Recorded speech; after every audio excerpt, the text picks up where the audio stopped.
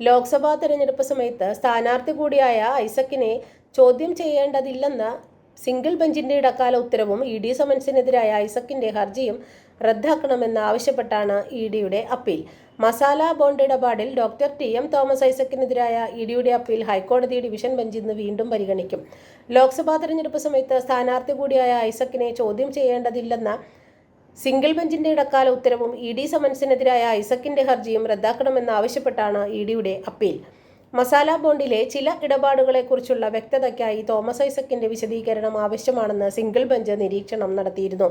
അങ്ങനെയിരിക്കെ തെരഞ്ഞെടുപ്പ് സമയത്ത് ചോദ്യം ചെയ്യേണ്ടതില്ലെന്ന നിർദ്ദേശം അനുചിതമാണെന്ന് ചൂണ്ടിക്കാണിച്ചാണ് ഇ.ഡി. അപ്പീൽ നൽകിയത്. മസാല ബോണ്ടിന്റെ ഫെമ ലംഘനവുമായി ബന്ധപ്പെട്ട ഇടപാടുകളെക്കുറിച്ചുള്ള വ്യക്തതയ്ക്ക് തോമസ് ഐസക്കിന്റെ വിശദീകരണം ആവശ്യമാണെന്ന് സിംഗിൾ ബെഞ്ച് നിരീക്ഷണം നടത്തിയിരുന്നു. എന്നാൽ തിരഞ്ഞെടുപ്പ് സമയത്ത് ചോദ്യം ചെയ്യേണ്ടതില്ലെന്ന നിർദ്ദേശം അനുചിതമെന്ന് ചൂണ്ടിക്കാണിച്ചാണ് ഇ.ഡി. അപ്പീൽ നൽകിയത്. തെരഞ്ഞെടുപ്പിന് മുൻപ് അപ്പീൽ ഹർജി പരിഗണിച്ച് ഹൈക്കോടതി ഇതിൽ അടിയന്തരവാദം കേൾക്കേണ്ട സാഹചര്യം എന്താണെന്ന് ഇ.ഡിയോട് ചോദിച്ചിരുന്നു.